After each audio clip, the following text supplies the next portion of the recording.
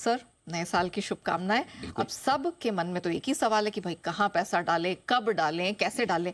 लेकिन सर, शुरुआत तो ग्लोबल मार्केट से बनती है, क्योंकि इस साल की जो सबसे बड़ी ट्रिगर है वो ट्रम्प साहब है हमारे। उनकी ताजपोशी है, जनवरी में ही होने वाली है। तो सर जरा बताइए कि ट्रम्प साहब के आने के बाद अमेरिका कुछ फायरवर्क्स दिखाएगा? बिल्कुल। सबसे पहले तो नेहा, आपको और हमारे सभी दर्शकों को नए साल की बहुत बहुत शुभकामनाएं। 2024 का साल बहुत ही बेहतरीन रहा हमारे बाजारों के लिए। अच्छी वेल्थ बनी है और जो सुस्त हल्की कमजोरी के साथ अंत हुआ है 2024 का, वो 2025 के लिए एक अच्छी फाउंडेशन बनाने की कोशिश कर रहा है। और एक अच्छी बात ये रही कि 2024 में हम ग्लोबल मार्केट्स पे ज़्यादा बुलिश थे भारतीय बाजारों के मुकाबले में, और वही ट्रेड बना भी। आप देखिए, अमेरिकी बाजारों में कहीं ज़्यादा तेजी हुई है। 20% से ज़्यादा के रिटर्न लगातार 2 साल अमेरिकी बाजारों में आए हैं, जो कि बहुत मुश्किल से होता है। और भारतीय बाजारों में निफ्टी पर 9% के रिटर्न, डाउ में 20% के रिटर्न। उससे आप समझ सकते हैं कि हमारा वहाँ बुलिश होना ठीक था।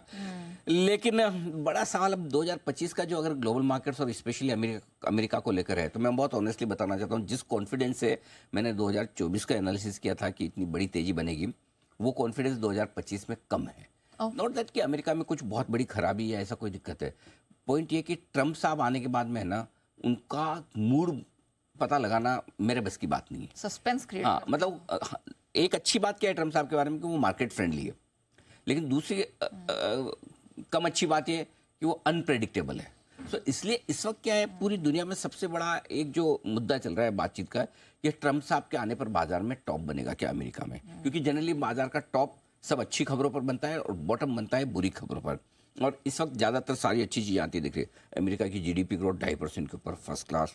कंपनियों के नतीजे बेहद शानदार, उम्मीद से बेहतर। ब्याज दरें घटने का सिलसिला शुरू हो ही चुका है, ऑलरेडी घटा ही रहे हैं पावेल साहब। वो अलग बात है, बॉन्ड यील्ड ऊपर जा रहे हैं, उनकी तरफ से तो वो घटा ही रहे हैं। और लाइफ हाइक के आसपास बाजार हैं।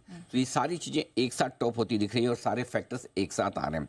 ऐसे में क्या टॉप बन सकता है? मेरा ये मानना है अमेरिकी बाजार में एक तेजी तो कम से कम और बाकी है, ट्रम्प तेजी। जो उनकी कुर्सी पे बैठने के आसपास पहले हो, थोड़ा बाद में हो, 5-15 दिन पहले या 5-15 दिन बाद, वो तो होगी। उसके बाद हम डिसाइड करेंगे कि ट्रम्प साहब क्या कहते हैं, क्या करते हैं।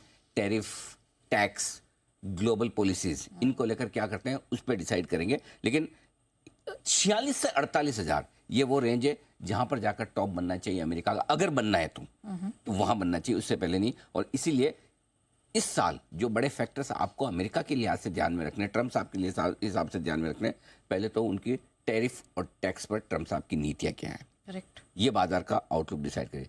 ब्याज दरें अमेरिका में कितनी जल्दी घटेगी और कितनी ज्यादा घटेगी। और तीसरा, ग्लोबल जियोपॉलिटिकल टेंशन के बीच अमेरिका का क्या स्टैंड है और क्या इंटरफेरेंस है। क्योंकि देखो, दुनिया भर में कुछ ना कुछ झगड़े टंटे चलते रहेंगे। अमेरिका कहाँ किसका फेवर करता है, क्योंकि बाइडेन साहब की विपरीत नीतियां होंगी ट्रम्प की, तो वो कहाँ किस तरह का स्टैंड लेते हैं, वो बड़ी चीजें होंगी। 2025 अमेरिका में डिसीजंस के लिहाज से महत्वपूर्ण हो सकता है। लेकिन सर,